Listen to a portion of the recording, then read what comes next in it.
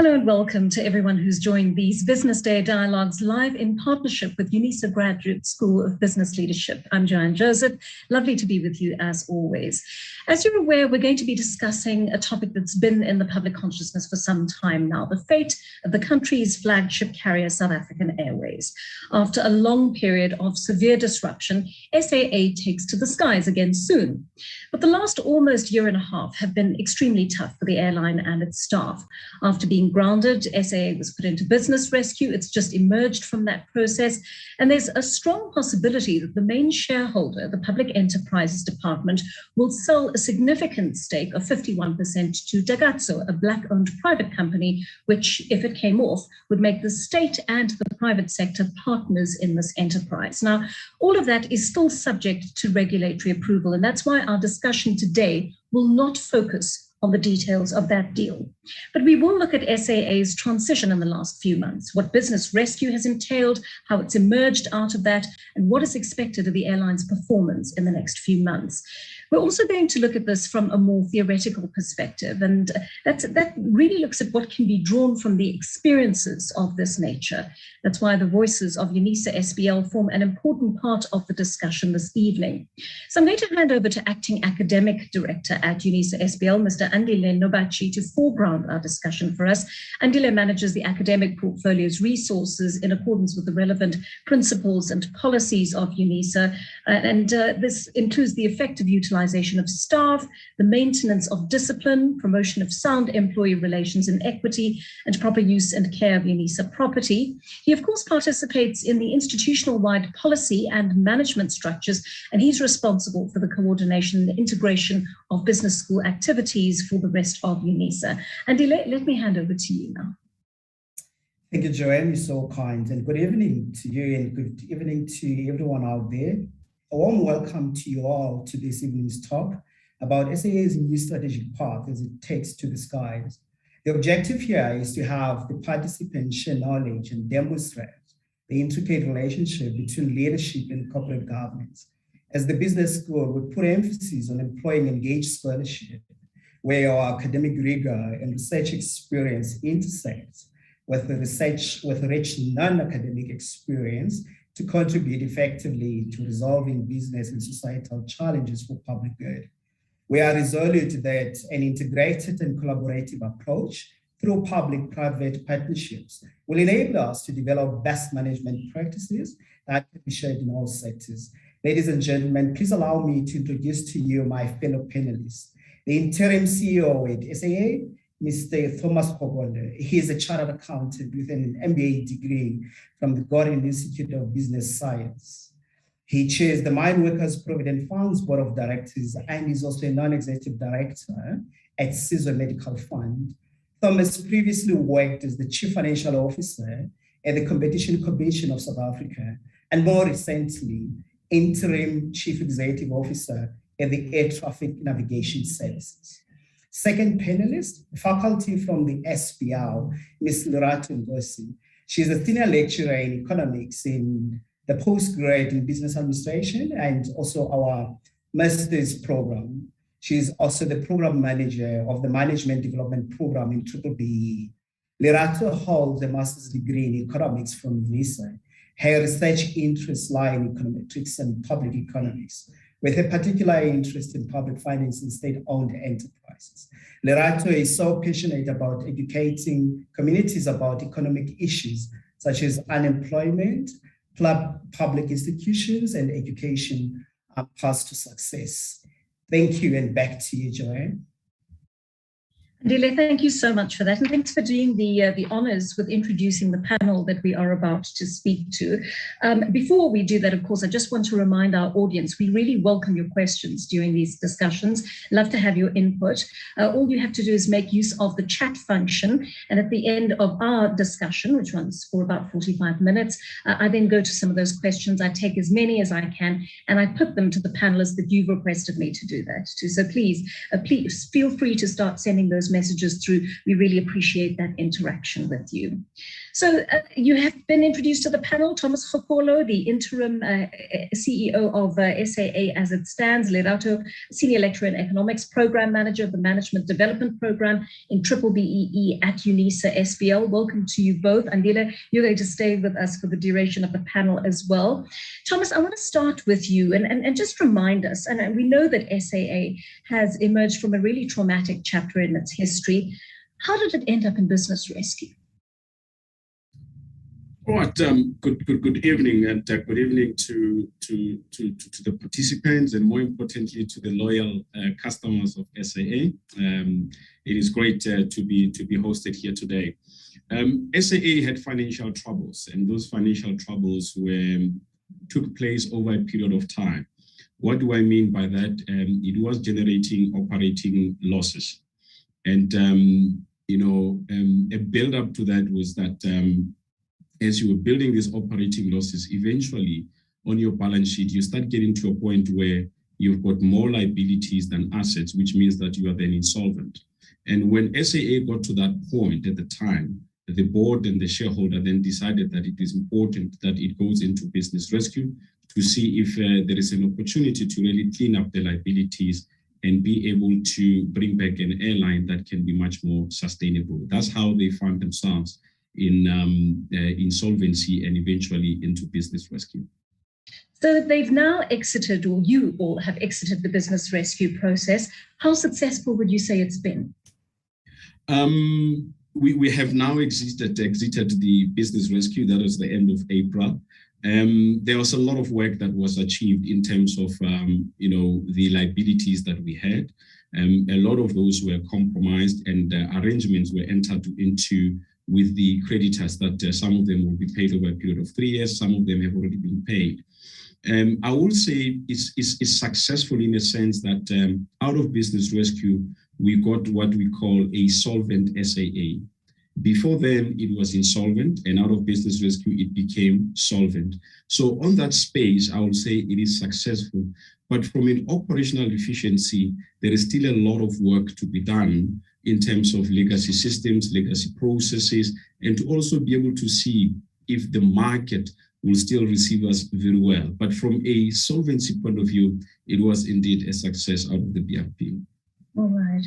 Lerato, you're looking at this from an academic point of view, as well as the practical point of view, because you work very closely closing the gap between theory and application. Why is SAA such a fascinating study for you and your students? SAA is quite a fascinating study because there's quite a good merger between the theoretical and the practical applications that we can learn from SAA. From a theoretical perspective, firstly, you have to understand what type of company you have, whether it's public or private, and thereafter that will inform the type of theory or understanding that you should have about managing that company.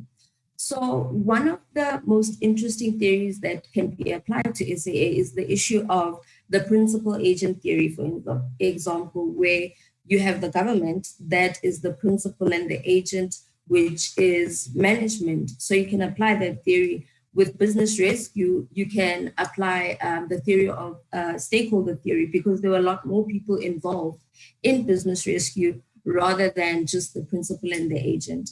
And then from a practical perspective, it has so much value because it equips you as a manager, as a leader, to be able to apply any lessons that you've drawn from the history of SAA, from the business rescue, from an organizational perspective, from a leadership perspective, from a perspective of understanding, pricing decisions. Thomas has already said that going forward with the new SAA, they want to give the customer a better experience. So perhaps issues of, price discrimination, how should you go about that, re-establishing SAA and re-calculating and understanding its competitive structure, because it's not only competitive from a domestic perspective, but also continental and global. So there are many lessons that we can learn from SAA, but one thing that is quite important from a leadership perspective as well, and management, the two merge together, are the issues of ethics and corruption. Because what Thomas talked about, issues in a company, like legacy issues, tend to filter through the life cycle of a business. So issues of corporate governance, high board turnover, making sure that there are more constraints on problematic spending or wasteful expenditure. Those are the things that we can use and apply from an organizational and leadership perspective. That's one thread, Lerato, that's run throughout our discussions with UNISA SBL every time we have them, the issue of leadership and the focus and delay that UNISA SBL constantly puts on leadership. Now it's interesting that Lerato's also spoken about the issue of corruption and ethics and how important that is, how much of a part of the DNA of leadership we need that to become in the country. Just talk me through that. When you look at a case study like this, like SAA, Andile, what are the sort of lessons we ought to learn and that you are able to convey to students who are theoretically studying the example of SAA in terms of leadership and ethics? No. First and foremost, Joanna, is that as part of UNISA, we currently busy with the curriculum transformation agenda, and that focuses on the on infusing African epistemologies into our curriculum, but not only limited to that, to really extend that to engage scholarship. Our identity as the school, we have got 4 focus areas that ethical and responsible leadership is part of that. But really, we want to do good. So the emphasis is on public good. So when you come across a case study like this, you want to see any indications of that being expressed, because we're able then to take that and infuse it into our curriculum programs. It becomes important then because we have been criticized as the tertiary institutions, that the focus has really been on the theory perspective, it's really been on the Western epistemologies. But now, when you get a case study of a domestic entity, there is navigating the future, and we certainly want to be part of that agenda, really navigating the future, because no one would have been, by any stretch of imagination, anticipated what we've experienced through COVID, the pandemic. So it's quite important then, and also we want to put the kind of a graduate that we want to put out there at the labor market, as somebody who is well-rounded, somebody who's going to hit the ground and make a difference, not only to the employer, but to the societal challenges as well. So we look in a case study like this,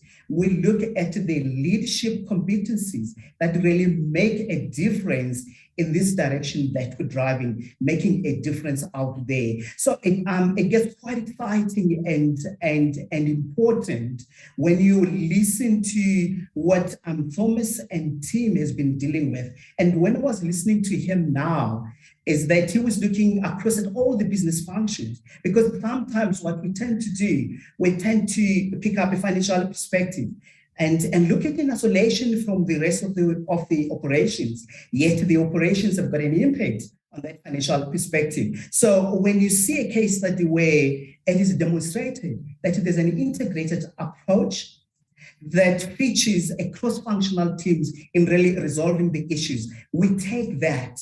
We take those learnings, and they don't only go and filter in, Joe, into our academic programs, but we want them. We're running a business leadership where we're focusing on SMEs, and the real beauty of that is that you've got a real life challenge, real life problems that really need resolutions and solutions to that. And when you've got your students who have been exposed to what people at SAA are doing, we're able to take that and go and help that small little, for instance, a BME down in Port St. John's. So those are the exciting things that we really derive.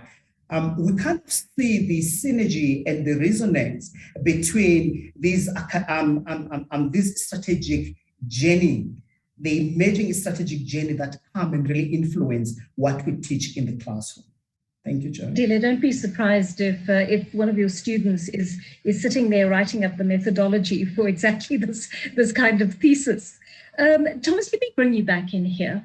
What have been your biggest learnings during this business rescue process at SAA? Very interesting, Joanne. When you look at the books of SAA, as far back as 1994, even pre-democracy, SAA back in 1994 was about 2.5 billion rand revenue business already then. And you see it growing throughout. Even before COVID, it was at about, I think it had hit about 30 billion rand in terms of revenue. And then you ask yourself, how can a business that has been showing such a healthy, but yes, a bit of a challenging level of revenue growth go down? So that is one of the things that the lesson I learned as well is that there's a certain role that management did well, and it was to grow the revenue. But there was one area that the previous leadership could have done better on, and that is managing cost. Because what then happens is that the company was not building reserves or enough reserves for environments like this one of COVID. Like many other companies, of course, those who were building reserves were likely to survive this COVID environment. But what we have learned throughout business rescue as well is the complexity of stakeholders that are involved and the amount of emotions that they bring in. Joanne, I mean, you are my creditor and I owed you money. I'm not going to be paying you a full amount because I need to comprise that. You feel aggrieved. And subsequent to business rescue, I'm coming back to you again. I'm saying, let's do business together. And then you remind me that, no, but you owe me money from the past as well. What we've also learned out of business rescue as well is that sometimes because it is a legal process, and there's an issue of rationalizing the organization, it doesn't give the business rescue practitioners enough time to really think sustainably long-term for the organization. Because what do? You give people VSPs, and the unintended consequences of giving people voluntary severance packages is that your best soldiers sometimes leave, right? And then when you start to rebuild the business, you might not have a balance of those who were strong and those who are slightly needing a bit of development as well. So those are some of the lessons that we're picking up as well. But one of the key lessons over and above that is the issue of the brand damage that a BRP does, especially for a public sector entity. Most people don't know that one of our fellow competitors, ComAir, went into business rescue twice already. But you don't see that being vocalized on the market.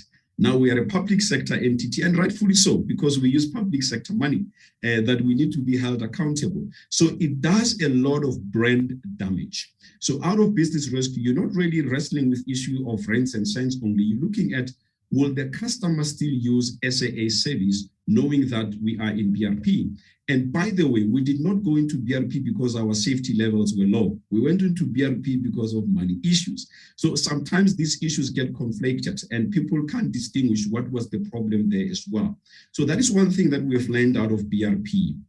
And also, what makes it even more hard is that doing a BRP during a pandemic environment where the market is very subdued. Remember, SAA is a full service airline. We are not a low cost carrier. So you'll see that even our pricing as well is slightly above what you will get at a low cost carrier environment. So what then happens is that your consumer is constrained and you want them to then come and utilize your facilities as well. That creates a problem. But in general, the lockdowns as well have not been much more helpful as well. So restarting an airline out of BRP is a tough job, Joey, but doing it during a COVID environment is even tougher. So there's some broad lessons that we learn out of BRP, but what is important is that we can use BRP in a good way of saving jobs. We can use BRP in a way of really still resuscitating the companies that without BRP, they could have been liquidated.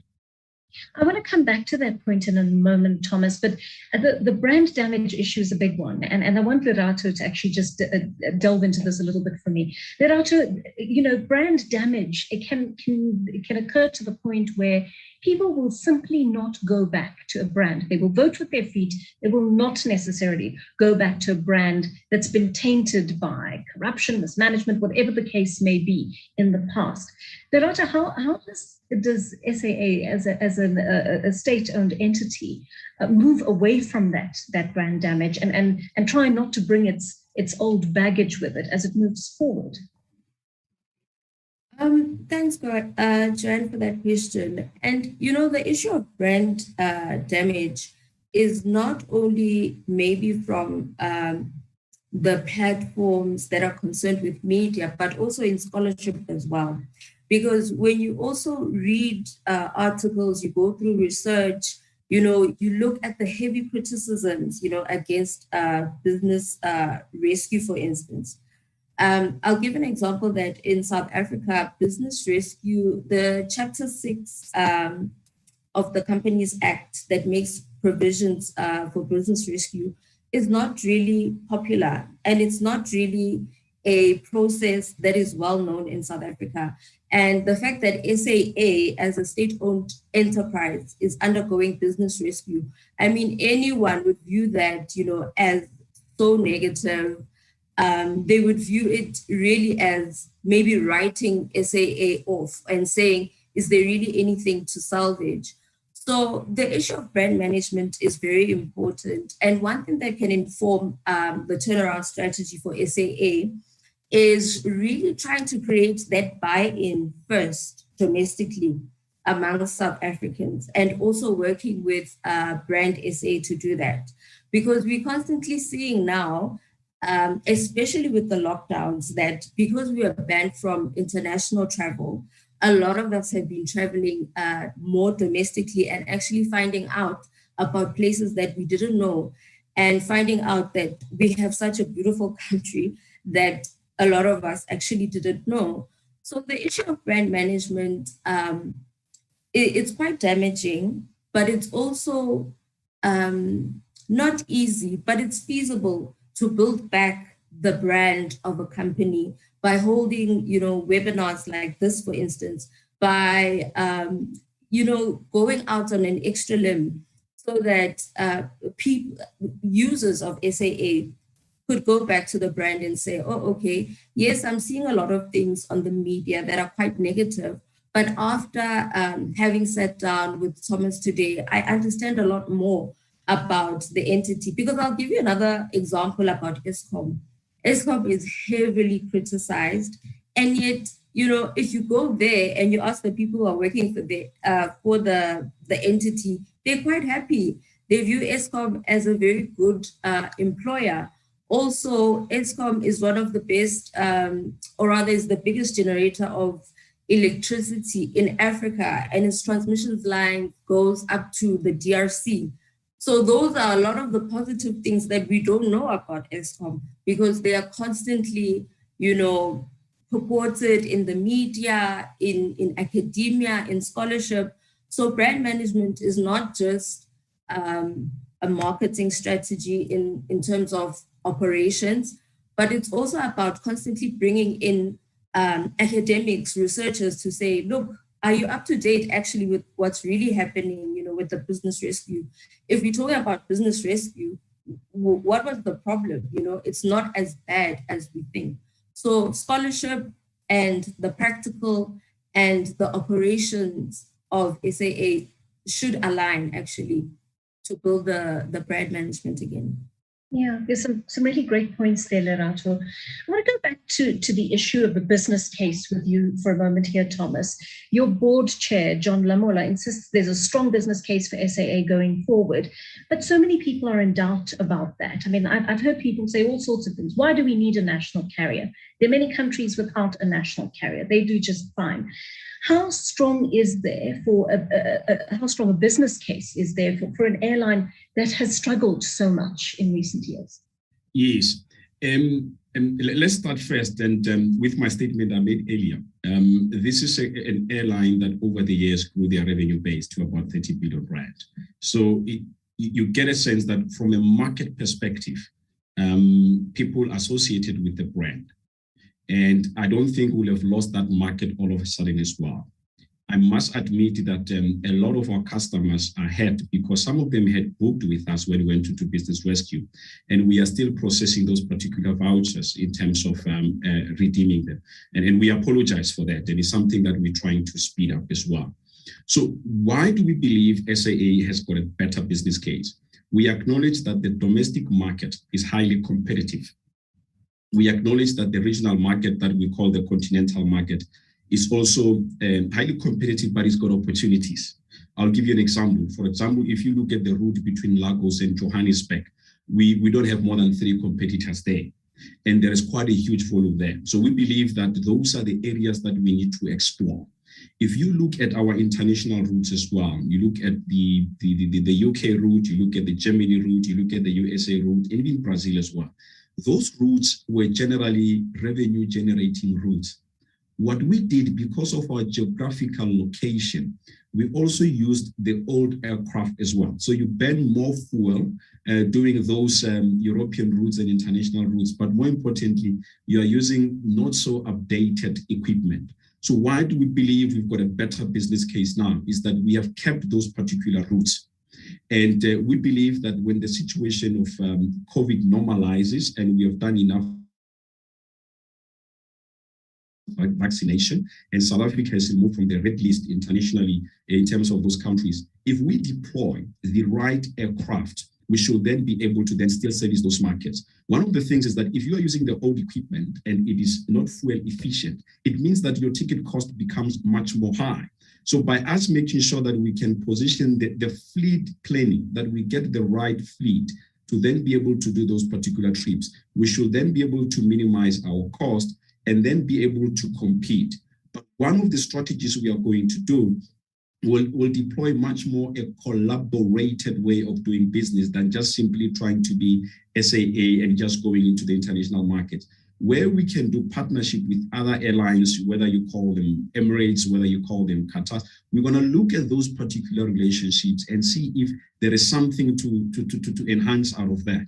But our focus now will be much more stimulating the regional market, making sure that the region is really connected, and then being able to then go back into the international base and then be able to then still continue with those particular markets. So we believe that based on the revenue base that we had before and how we have looked at the market, we have a strong case. And by the way, since we started opening our tickets about 2 weeks ago, we see that within Cape Town, we're still getting load factors of about 70 and 75%. That is good for a brand that we are trying to rebuild. What we are worried about is just the regional routes, because we see that overall there's not much of travel taking place there. So these are very encouraging, small pockets of success. What we need to work over time on is to make sure that the internal operational cost don't get out of hand, because if your internal operational cost gets out of hand, you are back to square one. So we need to be much more efficient by looking at remodeling some of our legacy IT systems, looking at how we can repurpose some of the assets that we have, and looking at how do we extract value out of employees and making sure that we compensate for the value add into the business as well. But more importantly as well, when you go to the market, you need to be cautious. You need to be data-led. So you need to analyze and make sure that at least you follow data. You don't want to go through these things emotionally through ego to say, look, we used to travel to Harare and I'm going to travel to Harare again. You need to be very careful. So we're not going to be telling the market that this is what you must do. The market must tell us what they want out of us. And then our other thing as well is that we simply need to get back to the basics. The arrogance of running an SAA as a state airline that everybody just travels with us because we're a state-owned entity, those days are over. We need to get off our offices and make sure that we get the basics right. The customer must arrive on time. The customer must get safety. The customer must be treated well at all costs. And we need to make sure that the customer journey with us is better by deploying things like technological tools where it can make your experience much more easier. Joanne, Lerato, if you complain to us, we need to address your complaints much more quicker and much more efficiently. So back to basics, the market is still there, but a very tough market. So if I were to sum it up this, so we've got a strong case because we're thinking from a collaboration point of view, re-looking at the kind of equipment we deploy and making sure that we make the customer journey much more better than how it was experienced in the past. There were good points in the past, we'll build up on that, but we need to rethink the entire customer journey throughout. There are two important threads that you've mentioned there that I want to pick up on, Thomas. And Lerato, let me address the first one to you, this issue of data and research-based planning. It's really a pivotal one, I think. How important is that information gathering before one commits to the kinds of decisions this airline is making, Lerato? Thank you, Joanne. I will put on my econometrician hat and talk about data. Data is very important, right? And when you are managing or you are part of a turnaround strategy at an entity such as SAA, you need the data to tell you a lot, right? So it's not enough for you to just look at the trends, look at maximum, minimums, peaks, troughs, seasonality, but a lot of your decisions around that data have to be informed by political events. So, for instance, with COVID, obviously, if you look at the data probably on ticket sales, air traffic, and the like, it's definitely going to be low. But generally, you need to think about it as someone who is part of a turnaround strategy to say, generally, if I look at this data, is it because of the issue of the brand, as we've just discussed? Is it an issue of the brand being affected by business rescue? Is it an issue of COVID regulations and people not traveling enough? Are people traveling more on the road rather than flight? So the data tells you a lot, but as someone who is using the data towards a certain strategy or goal, you need to explain and give economic rationale behind data. For instance, let's say if you look at the exchange rate, for instance, you look at the exchange rate from 1994 when South Africa got democracy, it appreciated very much. If you look at maybe SAA flights or air traffic at that time, you might find that there's a very strong correlation between that political event and SAA business. So that's why I say that sometimes data is not just a statistical exercise, but you also need to attach whatever events are going around in that data, both from an economic perspective and then at a micro level to look at the entity itself to say, okay, at this point, at this month, quarter or year, what was happening? Why are we seeing data that does not move towards our expectations? Or it's surprising that this is what we thought about SAA, but the data is showing us something else. So data is important, but you need to utilize the data not only as a statistician, but at an operational level as well. You know, Andile, I want to draw attention to this issue of customer service because I think, in my view, it remains one of the real weaknesses in South African businesses. Many South African businesses of all sizes fail to actually engage customers the way they ought to and resolve the kind of problems that Thomas was alluding to a little bit earlier on. SAA is now at a point where it seems to be recognizing that. How do we change the way businesses like SAA do business with customers? How do they go about starting to centralize the customer experience rather than really just guess what they think the customer needs and build it around that? And my answer to you, Joe, will kind of recap on your question about data. And I was just thinking that the strategic value of data is if it moves the needle in terms of the customer value. Otherwise, it's a waste of time. If ever it's not going to help Thomas to push down the cost structure, as he has mentioned, then why waste your time? It's not worth your dime. If it's not going to help him to generate cash so that he could drive his operations, what's the point? If it's not going to help him, he mentioned a collaborative approach where they're not only looking at their external stakeholders, but they're also considering, they're looking at their employees. In fact, everyone at SAA, Joe, should be a strategic business partner now. It should be impressed on everyone that your role is to make sure that there is SAA tomorrow, that SAA is sustainable. If then you get that engendered, if you get that espoused and permeates everything that you do within the SAA, that everyone needs to recognize that SAA is largely a service-oriented entity.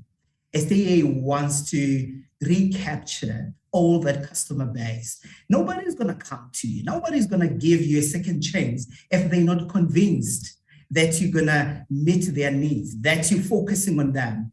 And quite importantly, focusing on customers should be an integral component of everything that you do, integral component of your business model. Everything is every activity.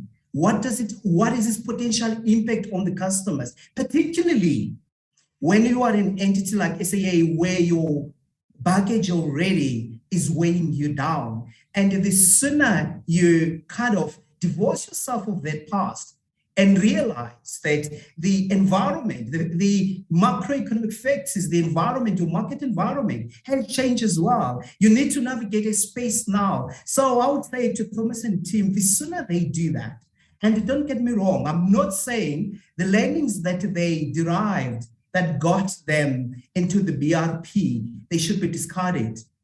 All that is gone. They've had that. It's a time of saying, where are we now? How do we make sure that we navigate the space and be competitive? And when I was listening to him about the collaborative approach, I think that's the best way to go. Going back to your question then, customers, because they need to generate revenue, I'm talking about the entity. So everything then has got to revolve around making sure what does your customer want. But it's also important that you start including them. So your stakeholder management approach, it becomes important here. You work with your customers in ensuring that SAA has got a future, that SAA is there tomorrow. Just like what Thomas mentioned, when they went to their creditors and say, we're very much aware that we owe you money, but it is in your interest that we work together in making SAA work again. That should be the same approach as well, that is looking at your customers. But you just have to be authentic there, not just paying lip service, but you've got to have demonstrable evidence that you're actually working on satisfying the customer need. So I would say the sooner that SAA stand up and say, actually, our customers are really an integral part of our business, it will give them a chance to really stand on their feet again, Joe. Thank you. Thomas, board dynamics have got in the way in the past of SAA often being the successful carrier that it could have been. Where do you as the interim manager stand on the role of the board and its interactions with the various role players from this point onwards? The role of the board is very important. We can never underestimate that they are responsible for the company. They are brought into the business by the shareholder. So for us, we see the board playing a key strategic role. More importantly, as management, we do implement the strategy, but we do a lot of discussions with the board. When you ask about the role of the board, you want an experienced board. You want a board that has got versatility in terms of skills. The board that will bring financial side of things, legal side of things. We are in aviation, and a board that will bring aviation experience as well. The board that will bring the leadership maturity that we need, because we deal with complex, tough issues. And you need those people who have got that a sense of maturity, who can guide. And you need a board that, can think forward, visionary-wise, and not very short-term wise as well. But more importantly, the base of that board should be built on, ethics, good sound ethics, and a respect for corporate governance.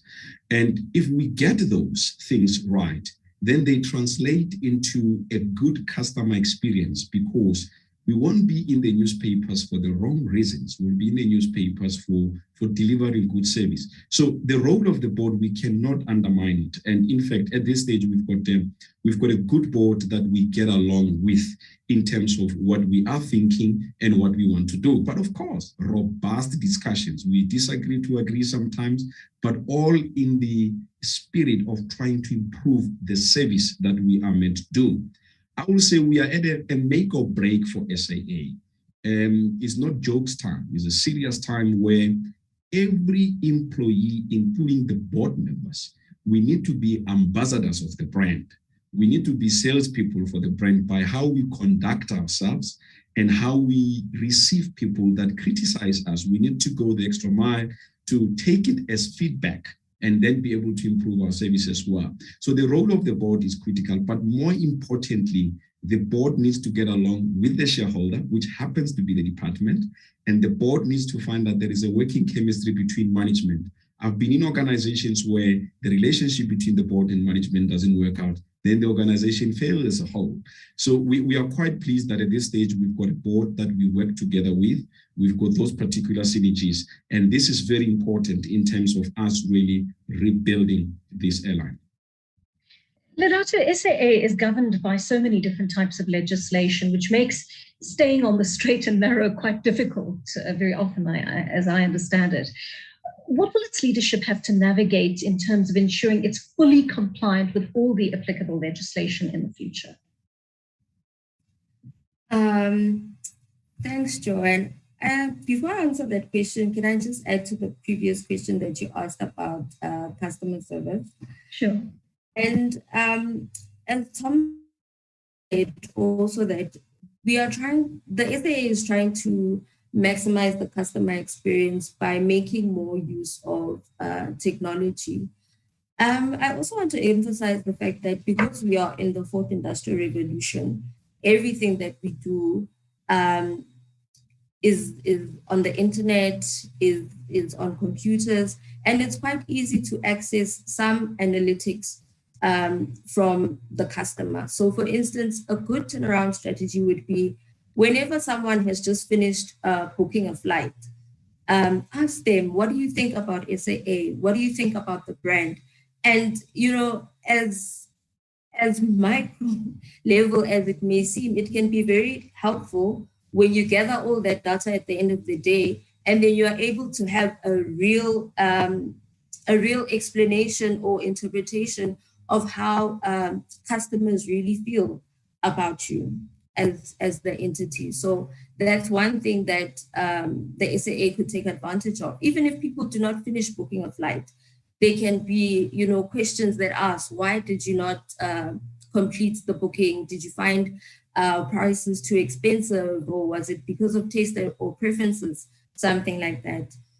And then back to your question about issues of legislation and regulation. One thing about the SAA and what makes it very interesting as an entity is that, number one, it's a company. So the purpose of a company is profit maximization. But secondly, it is a state-owned enterprise, which can be used to achieve developmental goals or any political objectives. The fact that it's a national carrier is one of the issues that are attached to developmental agendas. So it is a company that has a dual purpose of making a profit, but also making sure that the South African brand is sustained and has a national carrier that we can all be proud of. And for that, we need to understand that this entity falls within many realms of legislation. So firstly, SAA, according to the PFMA, which is the Public Financial Management Act, it falls under Schedule 2 as a major public entity. So in that sense, anyone that is making any decisions at SAA needs to understand that they need to streamline with regulations at the Treasury or the objectives and outcomes of the PFMA.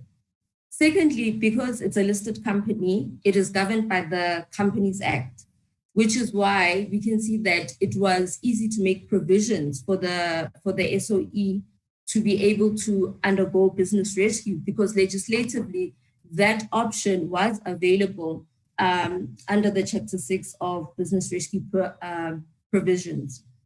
Lastly, the SAA falls under, or rather is regulated by the Civil Aviation Authority of South Africa. And as such, the quality of the aircraft, safety, and other codes are things that the entity has to be aware of. So you need board members or leadership who take into cognizance all these issues. So for instance, if they say they want to buy a new aircraft, is that aircraft compliant with all the legislation that is governed by the Aviation Authority? If so, is it in line with the principles of the PFMA to not have wasteful expenditure? If so, under the Companies Act, is it also following those regulations? So it's important for any board member to understand that when you come into that space, you don't just come with knowledge of aviation, you don't just come with knowledge of an SOE. All of those have to be merged together. And for you to understand that before you make any significant decisions, you need to understand and make sure that all those boxes are ticked so as to avoid issues of unethical conduct or issues of audit findings in the future. Thanks. Thanks for that, Lerato. I want to go to our audience questions in a moment, but there are a couple of quick issues that I need to get in. Actually, both of them center on this deal or around this deal that is on the cards with the Takatsu equity stake. Is that a done deal, Thomas? Are there several other processes which lie ahead? Very quickly. Not a done deal. Where we are now is that as it has been announced, it is a potential strategic equity partner who had to do what we call a due diligence. And then subsequent to a due diligence, you get into what we call your share purchase agreement, meaning that you're quite happy with what you saw out of the due diligence, and now you need to start getting into the main matters. So where we are now is that we're done with the due diligence, and there's that negotiation that is taking place on the share purchase agreement. I just want to mention something quickly, and I'll come to this point around regulation. You see, regulation is an important thing. It holds us accountable. We are responsible for public money, and then we need to be compliant with that. But the unintended consequences of regulation is that the lack of agility on the market. The people I compete with, they're only looking at the Companies Act. They don't have PFMA. If they want to procure something to improve a customer service, they do it overnight. I have to then go through a process of doing a tender, and then at some point it gets cancelled. It could take 2 months. So as much as regulation is good, there is this unintended consequences, and generally it stifles a lot of agility, especially in a very highly competitive market like aviation as well. But in terms of the deal, again, we are just waiting for that particular process of getting into a share purchase agreement to then be completed, and then the shareholder can advise us on a way forward. But generally, a deal like this will still be subject to the things like your competition commission. They need to have a look at that, and those processes can be complex and can take time as well.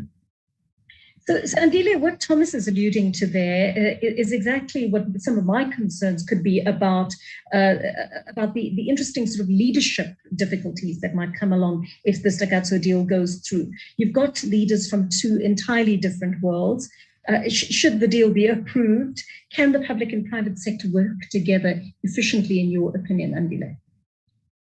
It's always in the, Joe, it's always on if they have the will to do that. But that will, of course, emanate from one appreciating that if you go solo, kind of, particularly in this kind of environment that we are, you kind of shooting yourself in the foot. You are hamstring your own business performance. I would say that the important thing is that a call has got to be made that we want to collaborate, we want to do this. When you have done that, it becomes easy then, because at conceptual stage, you have made that decision, really operationalizing, if you will, then it becomes not that difficult. You often find, what's the word, the restrictions or the reluctance or the challenges, because the will is not there, the appreciation that we need to put hands together with partners out there, it's not going to happen. It's going to make it difficult. We need really to appreciate that, which is what we have as an academic now, Joe, if you will, allow me. We do appreciate that fact that as the academics that generating knowledge, the epistemic value, you're not going to go by yourself. You need other people, because we formulate sense of what happens around through interaction with other people, through the perceptions and the assumptions of other people. So knowledge generation is actually fluid, the process itself and the knowledge itself. So the sooner one appreciates that it's only when we come together that we're going to make a real impact to the challenges out there, the better. So that will be my advice, that a will has got to be there.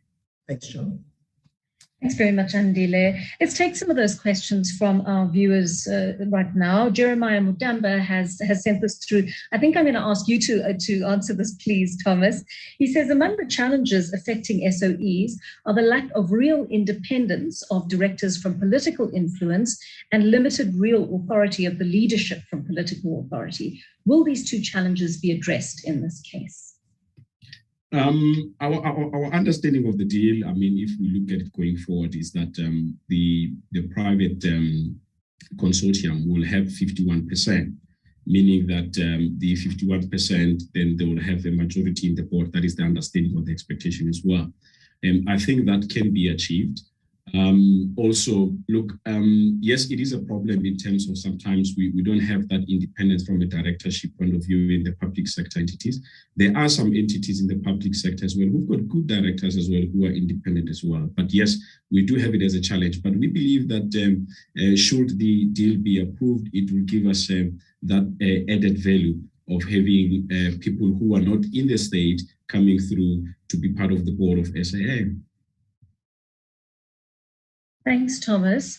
Lerato, I'm going to ask you to answer this one, please. It's from Kenny Shela, who says, important points to consider when it comes to state-owned companies are the following. Number one, do we see these entities as enablers that create value for commercial enterprises like hotels, malls, and business in general? Number two, do we see these entities, SAA in this instance, as commercial ventures that should compete on an equal footing with private sector players? So it's a choice between the Emirates approach, enabler, or Delta, commercial entity driven purely by profits. What's your take on that, Lerato? It goes back to what I said initially, that a state-owned entity is so interesting because it's not only a profit maximizer, but it is supposed to achieve some kinds of developmental goals. So, like Thomas has said, that the problems with SAA were not really,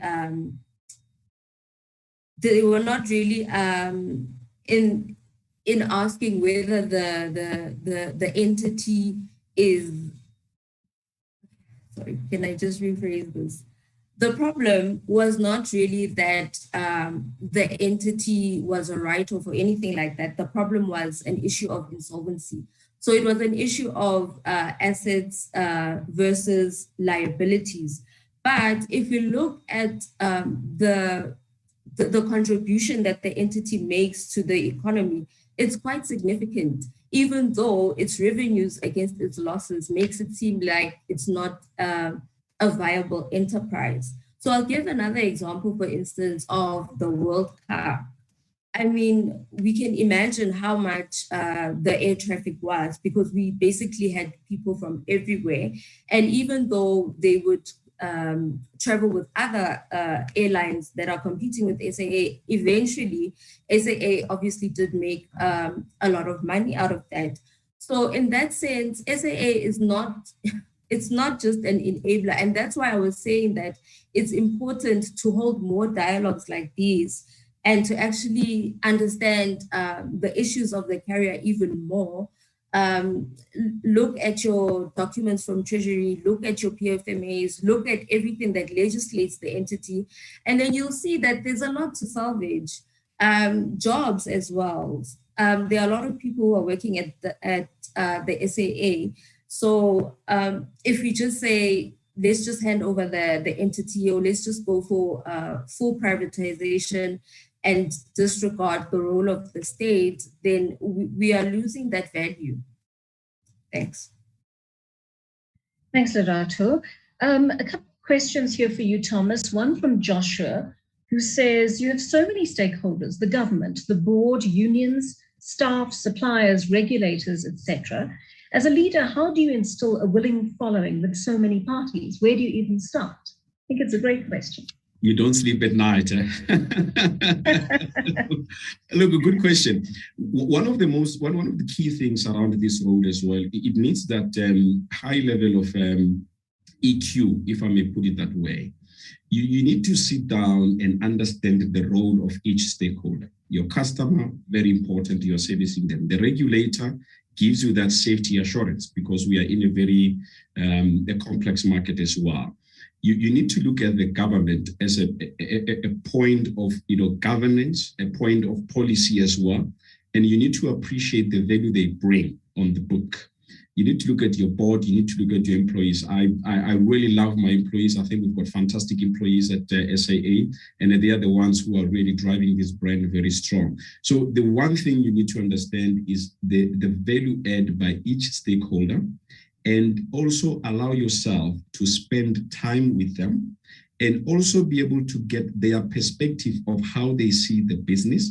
And what am I getting to? I'm getting to a point of a collective ownership of the business.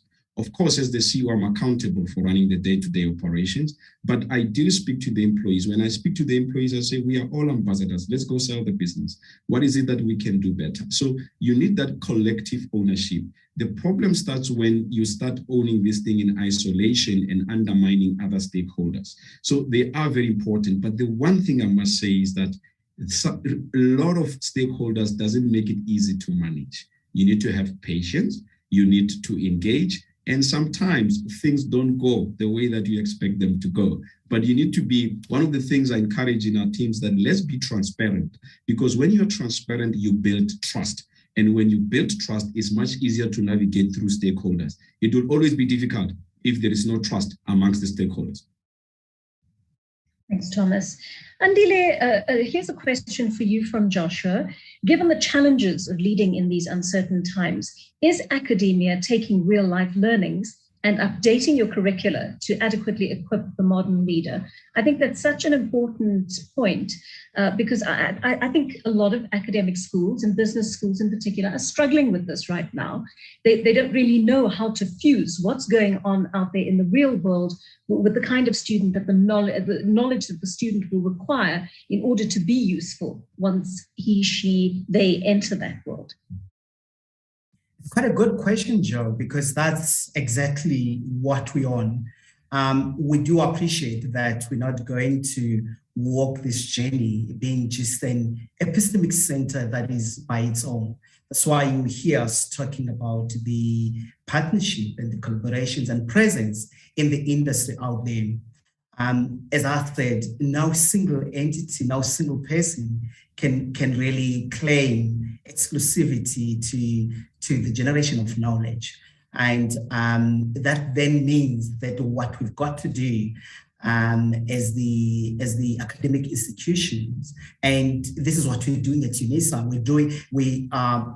we carry this out through engaged scholarships that says we do appreciate that there are problems out there, and the way to solve them is not really through the academic lens, but it is appreciating that if you marry the two, if you marry your academic posture with the industry experience there and work together so that we begin to derive a joint understanding of what needs to be done. And when we derive that kind of understanding, when we derive those kind of best practices of how to go about, we start making sure that we distribute those. They cut across all sectors and are within the centers. And at the SPL, the emphasis is, for instance, is through the business leadership clinic that I alluded to in the beginning. That's the platform, that's the environment that we want to make sure that our students, we afford them this kind of opportunity, this kind of environment where they're actually solving the real issues. So they really draw on what is happening in the academically speaking and solve the real issues. If SAA is complaining about the operational structure, if they're complaining about the working capital, what's the best way that our graduates should be able to demonstrate their firm grasp of all the business functions and how the financial perspective make an impact on those business functions other than working in a real life case scenario. So that's really what we're driving at the business school. Andile, thank you so much. So you heard it here first. Before SAA is even airborne again, there are many more installments to come in the narrative of SAA, no doubt. For now, we wait to see what the future holds for the flagship carrier and whether it is possible for a full turnaround to be made successfully. Thank you to all our panel members for their insights, and thank you for watching and for participating in these Business Day Dialogues live in partnership with UNISA SPL. We look forward to many more stimulating discussions in the weeks ahead. From me, Joanne Joseph, take care. Bye-bye.